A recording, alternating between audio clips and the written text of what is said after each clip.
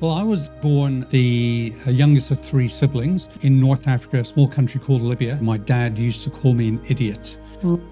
So every day I'd wake up and I'd hear that I was called an idiot. But at the age of maybe 4 or 5, allegedly, my mum says, I turned round to her one day and I said, Mum, can I have a knife so I can stab Dad in the back and kill him? I was only 8 years old, and at the time James Bond was quite big. So I had a toy gun.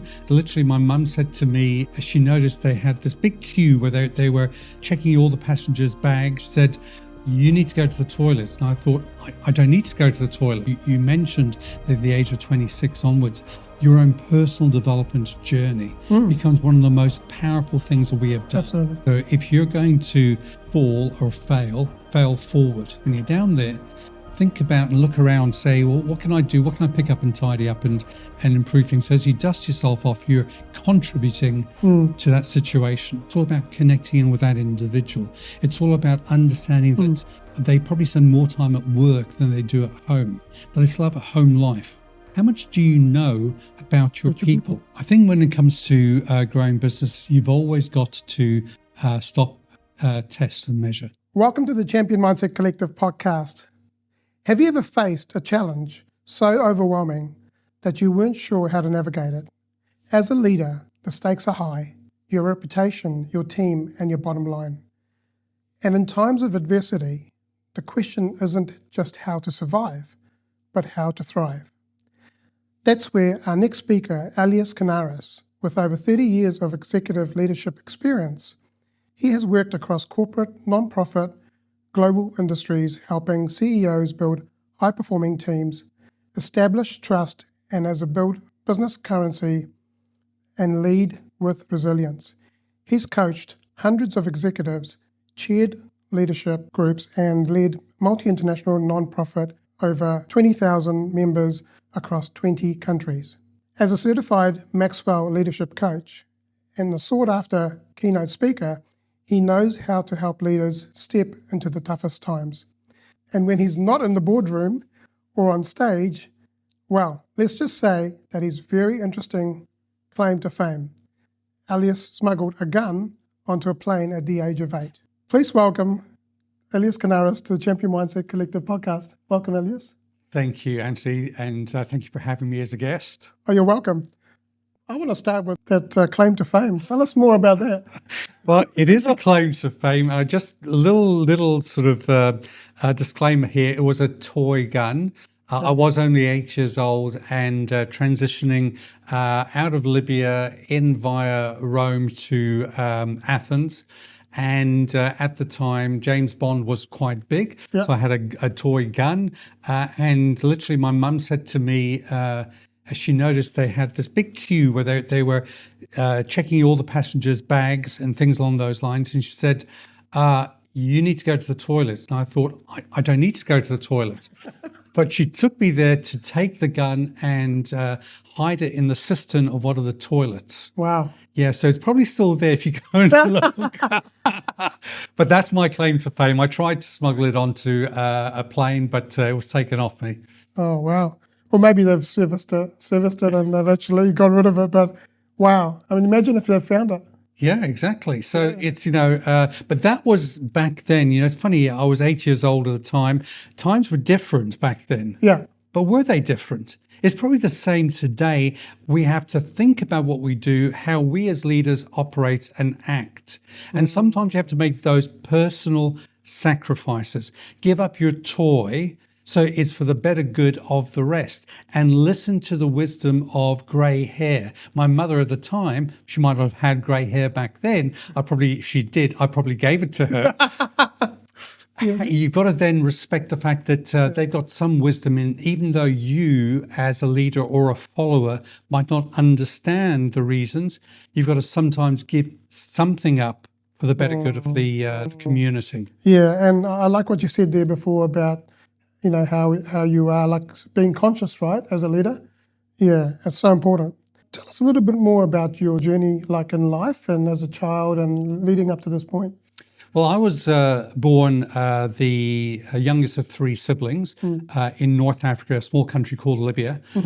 And when Colonel Gaddafi came to power, Uncle Mo, as we like to call him, we ended up having to leave the country. So I left Libya at the age of about 8, transitioned into the UK, where really I had to start again from scratch. Wow. So you're in a new culture, there's new language set, even though we spoke English, you have to adapt to being in London. You've got new culinary experiences, new friends you're meeting, and you're starting again. So really my education started back in the UK. I had to adapt and be resilient in a new environment and see how I could then thrive across there. And that took me through my education all the way through to my career and started a family there. And approximately 30 years ago, I left the UK and started again afresh here in New Zealand. Wow. So you've got to then say to yourself, wow, go to the other ends of the world, go and find out how to adapt in there and figure out again, when you know nobody, how to develop the relationships, how to work your way through. And trust me, whilst I might be successful today, I made many mistakes along the ways. And if I could go back and remedy them, I certainly would. Yeah, we've all made mistakes in our lives, right? But they shape us into who we are today, and we learn as long as we learn from them. Absolutely. Yeah, exactly. So you've had an impressive career to date. You were the president of the Professional Speakers Association of New Zealand and the president of the Global Speakers Federation. Can you tell us a little bit more about your career and how it's led you to that position? Yeah, it's been an exciting career, and the career path has taken some twists and turns along the way. I certainly would never have classified myself as a leader when I was growing up. In fact, when I look at my scholastic performance, I was at the bottom of my class all the way through school, high school, into university, just about scraping through. But one thing I guess I probably had to do at an early age, being the youngest, was understand how to connect with other people. And developing relationships has been a key pillar of my successes. When I came to New Zealand, I was fortunate enough to get a senior position working on a project for Telecom New Zealand. And through that experience in the contact center industry, I was able to go and connect with multiple groups, each fighting for what they believed was the leadership role in that sector. And even though they worked for the same organization, they were still battling as alpha males, let's say, to protect that position. So over the years, what I found was that I became the accidental president. And it wasn't my initial intention to become the president of the Professional Speaking Association here in New Zealand. But literally something happened to the incumbent. I was the deputy or the vice president. And they said to me, Elias, so-and-so's had to resign. Can you take the role over? And leadership is all about action. It's all about taking control, leading from the front. So I thought, you know what? I had planned that I was going to spend a year being trained, but now I'm just going to go full in, boots and all. Deep end. Absolutely. And work my way through. But in that experience, I found myself surrounded by some of the best thought leaders around the world. And that to me are people who are willing to invest in you and in me. And it taught me a lot about how to lead, to be able to say, well, great, how can I mentor the next person? How can I pass it on to the next generation? And that to me has been a large part of my success in leadership, is understanding relationships and understanding how to hand on to the next generation. I believe it's so true. And I believe that, whatever we're blessed with, the skills, the knowledge, it's important that we share that, because if we're not, then we're being selfish. 100%. Right? What is your superpower? My superpower, crikey. I've got a mug from my kids. I don't know if I'm allowed to say this. I might edit this afterwards. But on this mug, it says, I fart. What's your superpower? So I've got something similar. Really? So that's not really the superpower you want to be known for. But I think the superpower is that relationship building that we were talking about before. Because when you look at it, when it comes from a leadership perspective, it's being able to allow people at all levels to buy into what you're doing. If you think of draw a circle and you put a dot in the middle, and you're that dot in the middle, and then you draw almost like a compass due north and put an N, and then down south, due south, and then east and west. And then you look at that and you say, that's you in the middle. And up north, it's your boss. Down below you, it's your direct reports. East and west is your peers. Then ask yourself the question, which out of these is the most difficult to lead? If I asked you, what would you say? Most people will probably say it's either your peers or your boss. But in fact, the most difficult person to lead Is yourself. Is yourself, absolutely. Yeah. So if we can understand how to lead ourselves, that's probably one of my superpowers, is to understand how to lead myself so I can then adapt to those and get them to buy into the ideas and the thinking. That's probably the one superpower I'd love to develop and continue to explore. Yeah, absolutely. And, for me, that's been a journey since the age of 26 of, self-improvement and development to become the best version of myself. And it's hard to lead yourself when when things are popping up from your childhood. Yeah. And a lot of people are fearful of it, or a lot of people push it away. The only way is through it. Yeah. So you've got to feel your way through it, right? If you're in a dark hole or a dark place, you're going to feel your way, but you're going to keep moving forward, right? By the way, my mug says, I love my dad even though he farts. Yeah. What's your kryptonite? My kryptonite, it's got to be my self-talk. And I think that when we see things, we often are very critical about ourselves. Yeah. And to me, if I go back through my history, when I was growing up, I remember having a situation where my dad used to call me an idiot. So every day I'd wake up and I'd hear that I was called an idiot. What I didn't realize is my dad used to call everybody an idiot. But at the age of maybe 4 or 5, allegedly, my mum says, I turned round to her one day and I said, Mum, can I have a knife so I can stab Dad in the back and kill him? Wow. Now, I don't know if that's a true story or a planted memory. My mother would certainly share the story often as I was growing up with anybody within earshot. So it made me think about how I was perceiving myself, this idiot, this fool, the dunce in the corner. And that's a kryptonite I think a lot of us have to deal with. How do we overcome our self-limiting beliefs? How do we talk to ourselves and drive it all forward? You mentioned that at the age of 26 onwards, your own personal development journey becomes one of the most powerful things that we have done. Absolutely.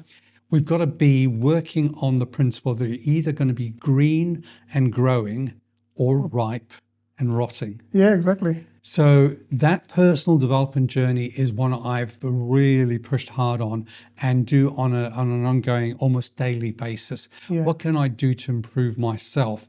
And when can I see the signs that kryptonite is starting to come into the picture and then work against that? Yeah, no, absolutely true. And if we're not growing, then it's like a brown stick. We're just dying, right? Yeah. And I heard this from Rob Dial, the mindset mentor, saying that you can either do the easy stuff now and have the hard stuff later, or you can do the hard work now and have it easier later. And I definitely prefer to do the hard stuff now, because I want an easier life when I'm older, right? But also how you show up and how you interact with everyone. It's important that you're aware, you're conscious of what's going on in your life. Yeah. Right. And so you've obviously been on that journey, and, a lot of things have popped up for you and you've worked through that, just like I have. Yeah. So have there been many times in your career when you had to reinvent yourself? Oh, Yeah, it's a great question. I think I've had to reinvent myself a number of times. Let's take the simple one, leaving Libya, going to the UK, or leaving the UK, coming to New Zealand. You have to reinvent yourself at different elements of your career or your life journey. Coming across here, I really had to think, what was I doing? How do I reestablish networks in New Zealand when you don't know anybody? So that was a major shift for me. In 2008, I made the shift of leaving the corporate world and getting involved in politics, where I was volunteering for a year with a political party contesting the 2008 general election. And when I finished that season, I then transitioned into my own business. So I had to reinvent myself from an employee to a business owner, and now celebrating 15 years in my own business has been quite a milestone. And I look at that and think to myself, at every turn, we're always reinventing ourselves. There's always these milestones where we have to change and shift. But then it's about applying what I've learned before, and then adding it and layering it on top of what I'm doing now. So if I give you an example, Anthony, if I was to count with you from 1 to 100, you go 1, 2, 3, 4, all the way up to 100. The next number is 100 and? 1. Then 100 and? 2. Okay, so then start again at 1, but at a higher level. So I think what we have to do is understand that as we reinvent ourselves, we've got that experience of 100, where we're starting again to establish trust with a group of people and coming in and working through at 1, at 2, at 3, but with the experience of 100 sitting on top of that. Absolutely, and that fits in with that analogy. When you get to the top of every peak of a mountain, there's another mountain to climb. Correct. And you're at a different level, right? And so you might get to another level, but you're at the bottom of that level, and you've got to work your way up to that. Like yourself, I'm only 2 years into my own business. What advice would you give someone who's starting, like gone from corporate world and gone into their own business? Great question to ask. So when I look at working through, I do a lot of work about building trust, and I've got this analogy about the word trust, and a little acrostic about that is the first T stands for transparency. So work through and be transparent about what it is you're trying to accomplish.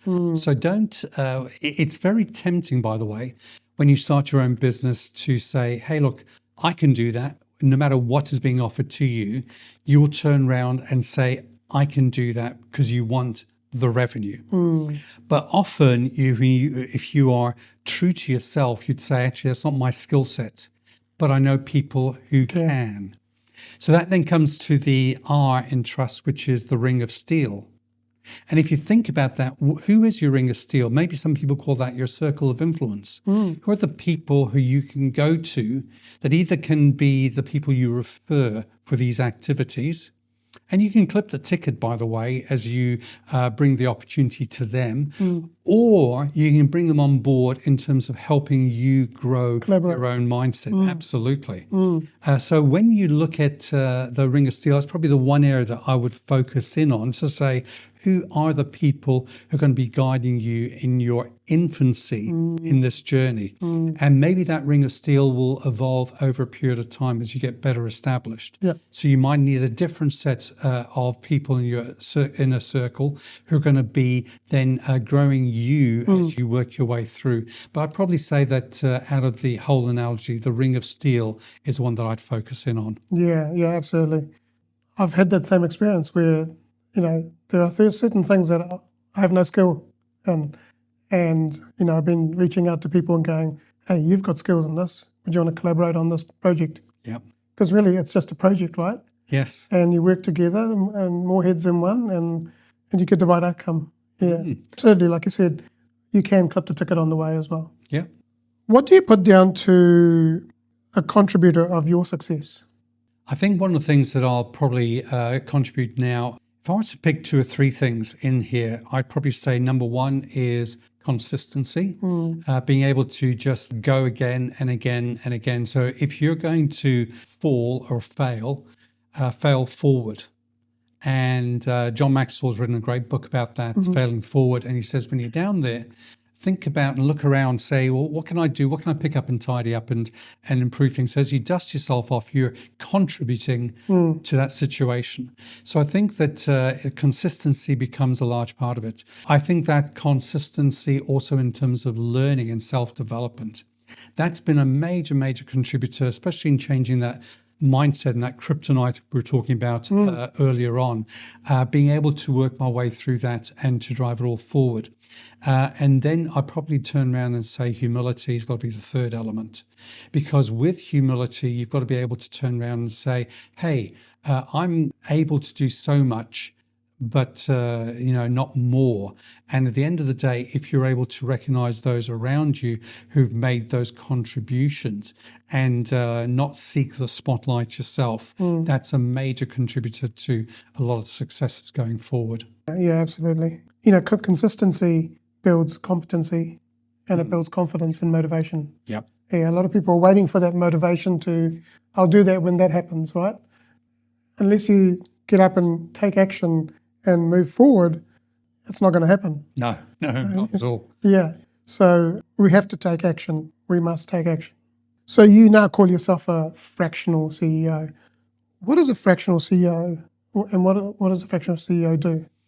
So quite often I do refer to myself as a fractional CEO. Sometimes I say I'm a CEO as a service. So quite often an organization needs the leadership of the CEO to come in and operationally decide what's going to happen, how we're going to implement the strategies that the board will hand down.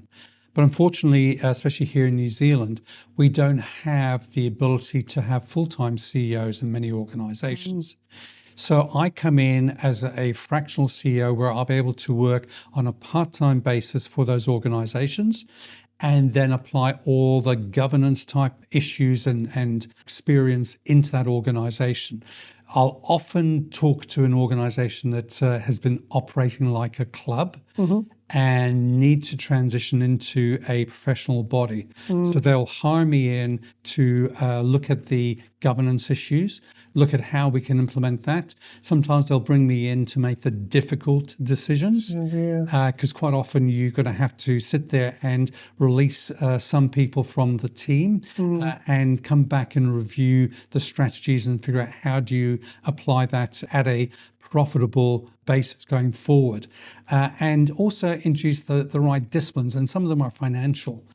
How do we invest our money? What are the checks and balances in place? And do we have the governance that says that we are being accountable for how we invest our money? And I've come across some hair raising. I used to have hair until I pulled it all out. But honestly, some really hair-raising situations. You think to yourself, really, in this modern age, how do we operate like that? So that must keep you quite busy in different organizations. It is, and it's really good, because I think with most organizations, the way that I'm working now is to say, okay, you have a series of challenges ahead of you. Let's narrow those down to one or two that we can work on. And then let's put a timeline to then work together to deliver onto this.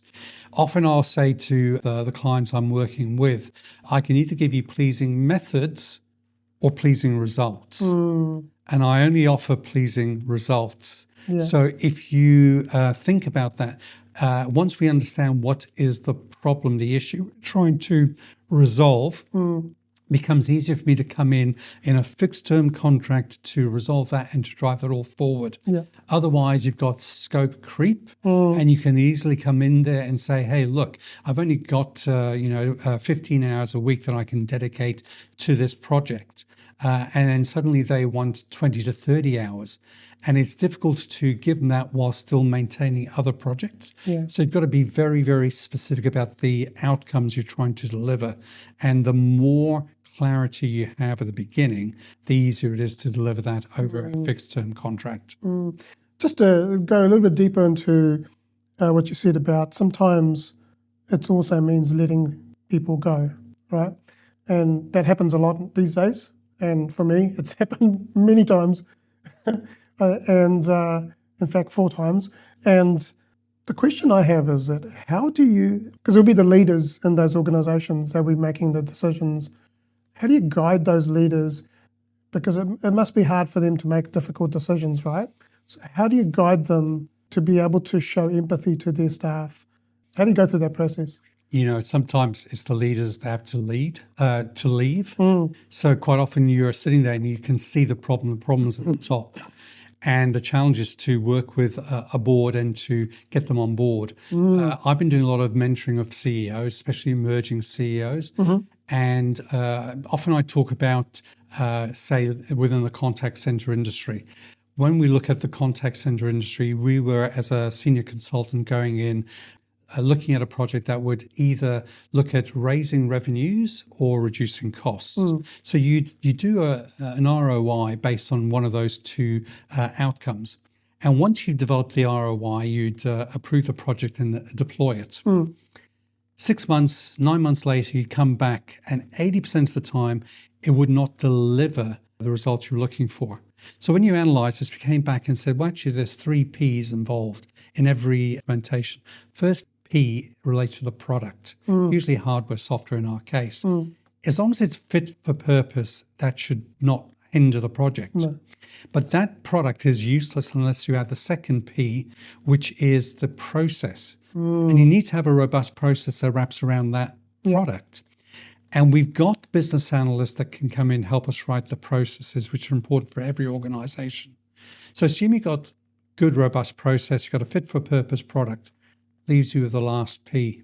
Well, it's for people. People, of course. Yeah, because at the end of the day, if the people don't buy into the process.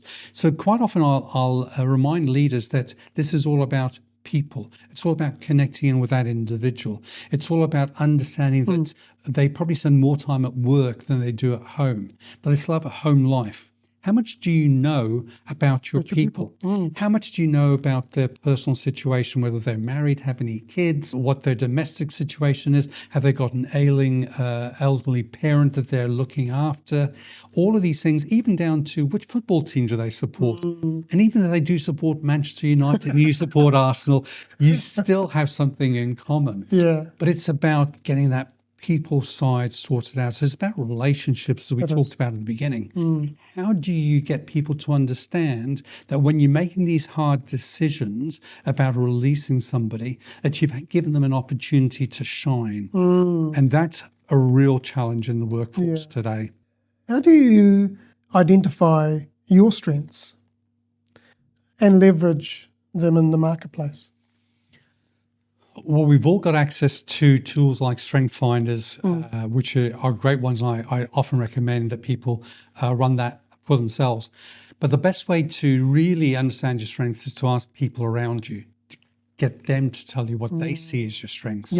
Because it's great that I'll answer a questionnaire, but there might be a level of bias in your answers. So quite often I'll turn around and seek that from my circle of influence, my inner circle, my ring of steel, because I want them to really tell me 360-degree review of myself, because they'll identify blind spots that I don't know about. And often you can think of yourself as being strong in one area, but that strength can be seen as a weakness in another area, depending on how you use it. And also understand that sometimes your strengths and your weaknesses can be counterintuitive in terms of where you use them. For example, at work, a strength is being direct, but at home, maybe that's a weakness, and you need to be more collaborative in the way that you address things. So it's about understanding even personality types and how they want to hear from you.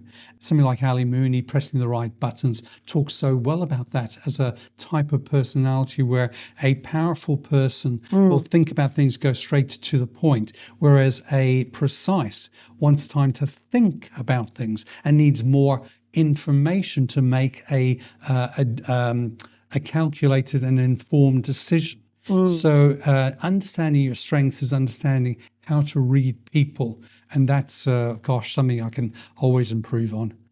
I think we all can, right? Yeah, we all can. What have you done that's helped you lift up your profile on LinkedIn? I think within LinkedIn, it's important to understand that LinkedIn is an important platform from a business-to-business perspective.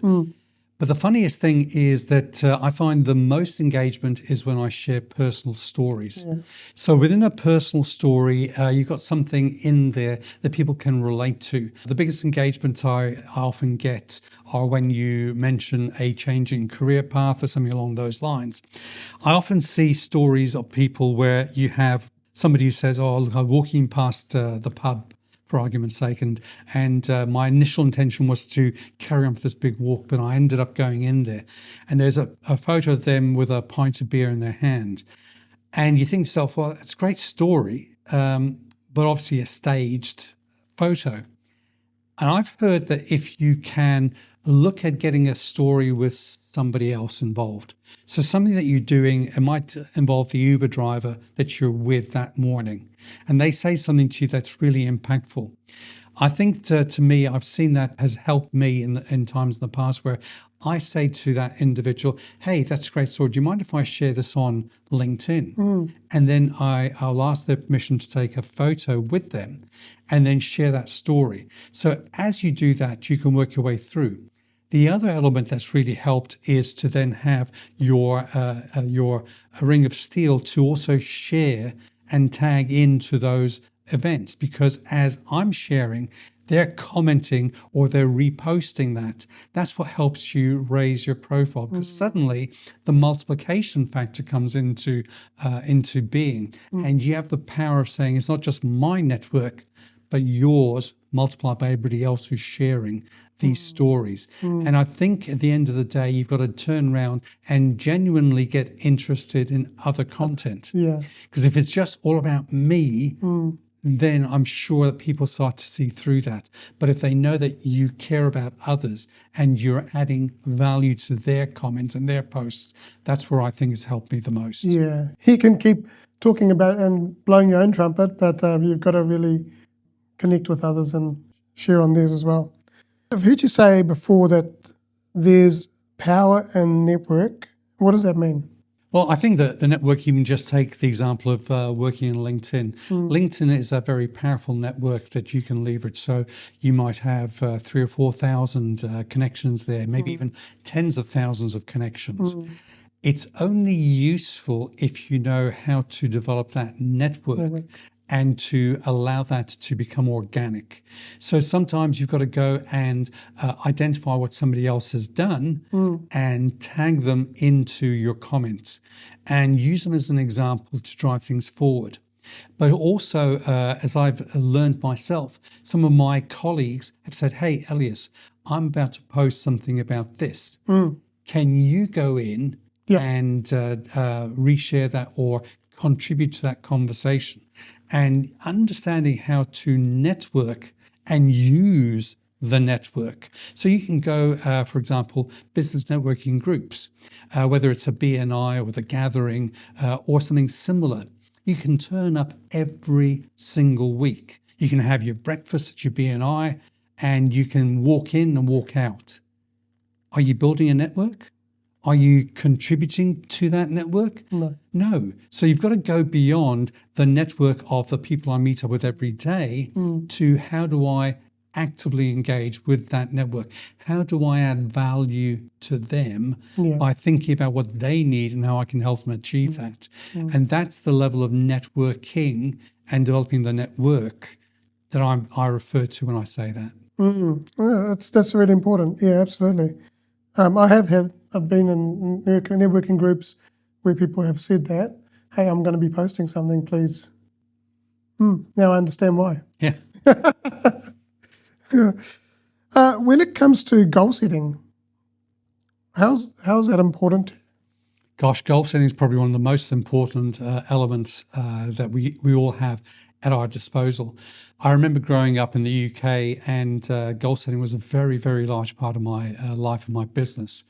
And when you have goals you can focus on, it gives you that ability to figure out what should I be saying no to that will allow me to say yes to something else. If you don't have goals, if you're not aiming for something, you're going to hit anything. And that's the real challenge that we have ahead of us. For a long period of time, as I said, I used to set a lot of goals. And then life became really busy for me and I had a level of success. And soon I got out of that habit of setting goals. Recently, with the work we're doing at the gathering, we sit there and we work on what we call our 90-day action plans. So in the 90-day action plans, I'm going to identify just 5 SMART goals I'm working on. And I need to know what the next 90 days, I'm going to be working on 5 different things to help me get to my long-term, maybe 1 year or 2 year goal. And the importance behind this becomes more and more apparent, that you can then break that down from 90 days to 60 to 30 to the next week. And even though I might be working on 5 items, in my goals every week, I stay accountable to my accountability partner on just 3 things I want to do this week. Because the honest truth is your goal can be so big that you can have so many things to think about. Unless your goals can narrow down your focus, you're not going to accomplish anything. Exactly. And that's why, to me, since I got back into the habit about 18 months ago of figuring out these 90-day SMART goals, 5 SMART goals, it's become much more effective with my ability to say no to something, because saying yes to something else gets me closer to that goal. Yeah.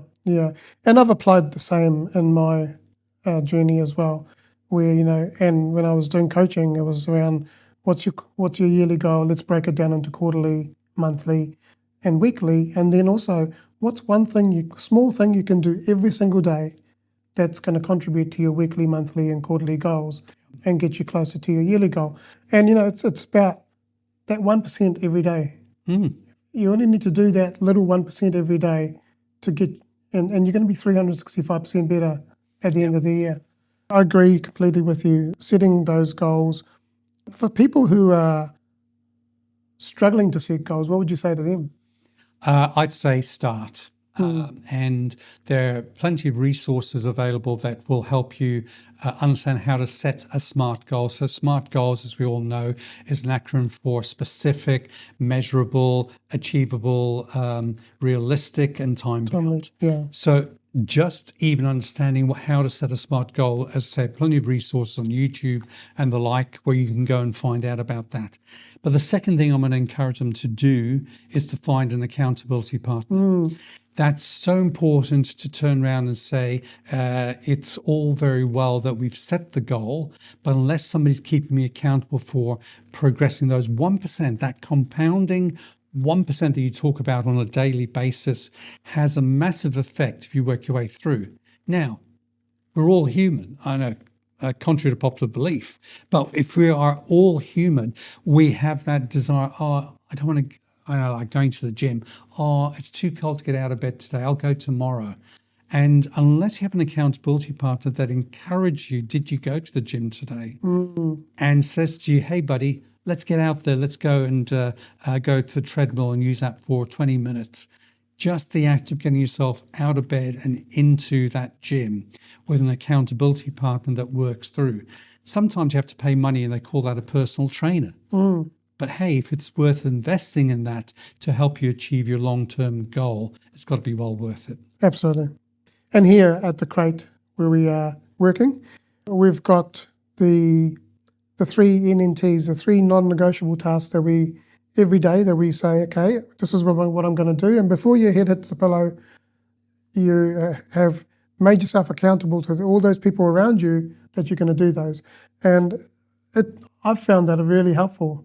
It's made me really conscious about what I've got to get done for that day, and everything else is secondary compared to what I've got to get done. And I've managed to get a lot done in the last 2 or 3 weeks, or 2 weeks or so that we've been doing this. So that I agree, having an accountability partner where you can, where they can keep you accountable and cheer you along. It's not just about like, hey, come on, we've got to do this, but it's like celebrating your wins together as well. Yeah, I think it's important as well. So what else have you been doing to help solidify your experience to use that to grow your business? I think when it comes to growing business, you've always got to stop, test and measure. So often you'll sit there and you say, hey, this is my goal for my business to grow a number of customers, whatever the case may be. And then you think to yourself, okay, let's go and post onto LinkedIn, for example. How often have we started posting and then not stopped there to measure the effectiveness of whether or not the strategy is delivering the results? And I remember seeing a thought leader share at an event that I was at maybe a year or two ago, where he said, if you think about your pathway, you say, so I'm starting here, I want to go to that trajectory. And so if I just carry on all the way through, I can invest a lot of time and money to go there. But do I stop and reassess, is that the right place to go to? Because if it isn't, and it changes, I should be going here. You could save yourself a lot of time and money by stopping and testing that, measuring it. So then you can make an adjustment here and work your way through. Sometimes you can take a project and say to yourself, I want to start and test this out. But the investment ongoing, if you continue, could be thousands, not hundreds of thousands of dollars. But if you understand that actually this is going to fail and you pull the plug on it now, it's a difficult decision. No one wants to know that they're wrong, but sometimes the wisdom comes in being able to pull the plug early and stop something. And that, I think, is something that I've got to keep on doing all the time. Stop, test, measure, readjust. Yeah. I saw something yesterday on, I think it was LinkedIn or Facebook, the dead horse theory. Okay. Right? Where the horse is dead, but you keep going, well, if we feed it, or if we do this, it might, come back to life. And it's like, if it's not working, then, you've got to learn to be able to adapt and pivot.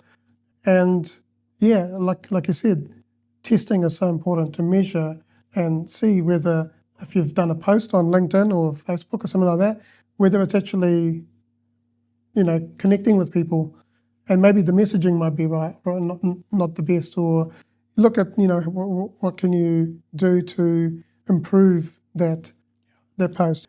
Storytelling is so important, and I had this conversation with someone, a CEO from Attention Seeker, Stanley Henry, and he was talking about how storytelling is so important. What is your opinion on that? 100%. Storytelling is the ultimate way of getting a message across. If you go back over history, some of the best orators have been storytellers. And when we look at it from the Professional Speaking Association's perspective, we think about how do we guide our thought leaders to become better storytellers? How do we guide them on a journey where we take our audience along with us? And even having a simple hook at the beginning of your story that attracts people's attention. We've got doom scrolling at the moment going on, where you're on Facebook or TikTok or whatever the application is, and you're seeing reel after reel, and then you're just flicking through. You've got just a short amount of time to grab their attention. Storytellers will grab the attention, whether it's written, whether it's image, or whether it's video. And you've got to be able to create that storytelling process.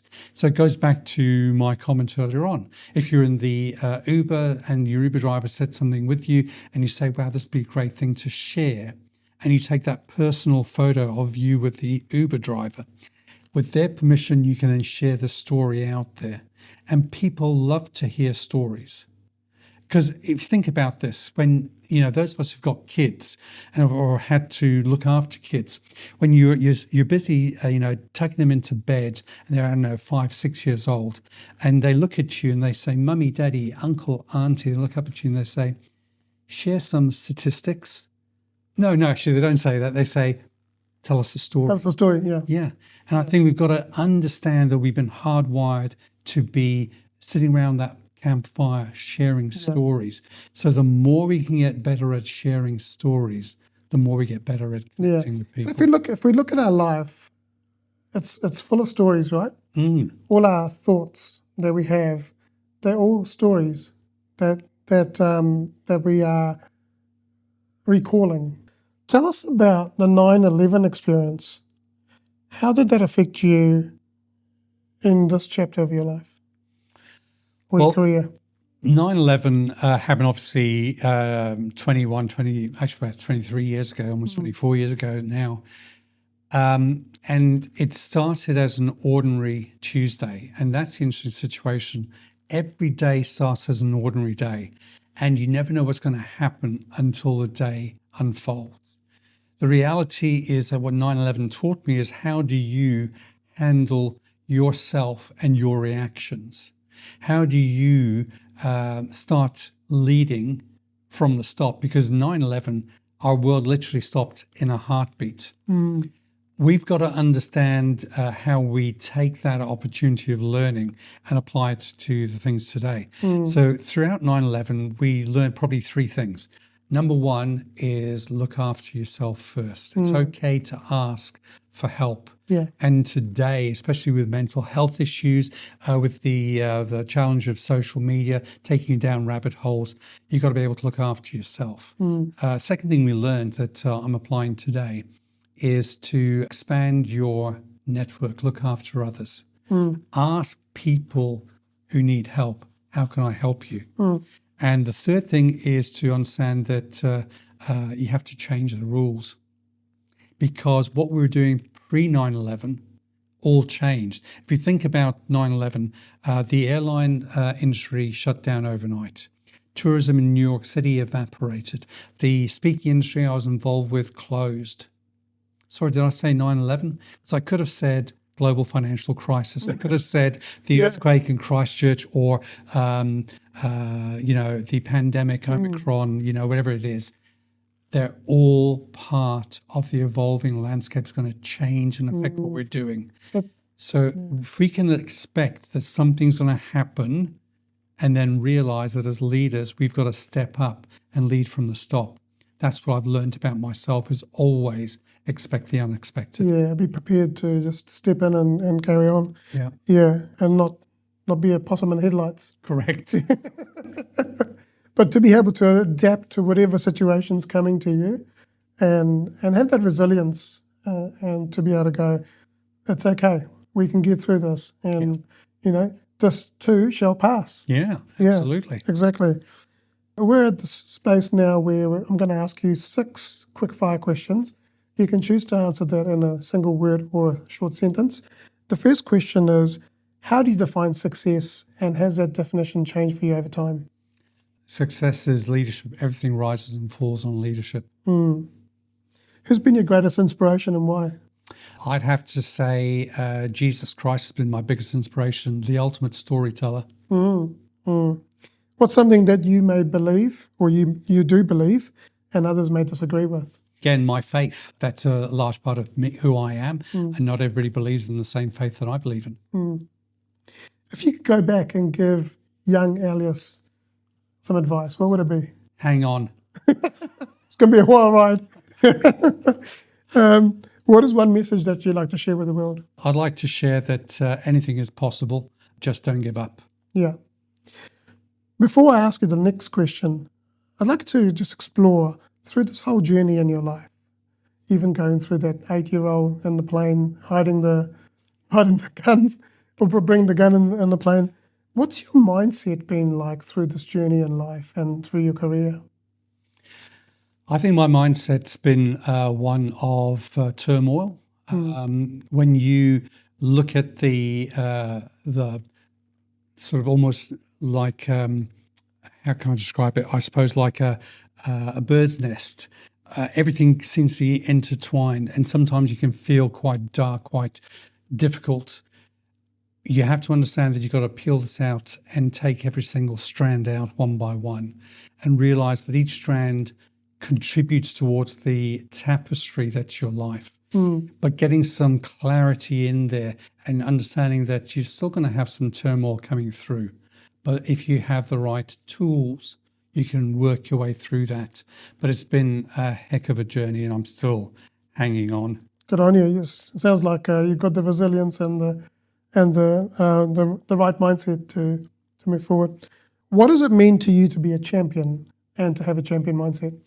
I think to be a champion, you have to understand it's a team sport, and team sport requires collaboration with others.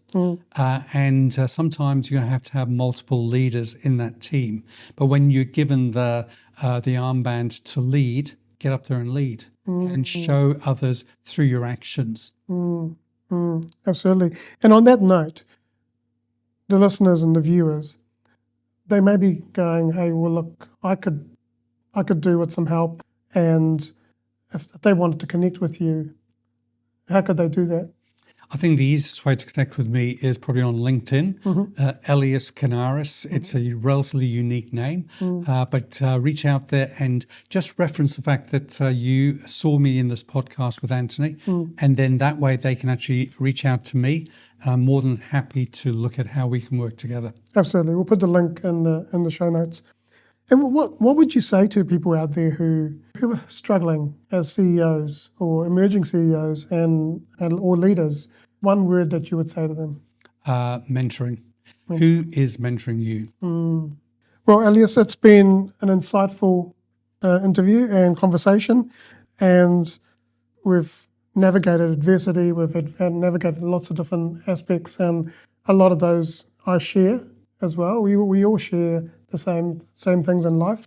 So thank you so much for sharing your strategies and your insights.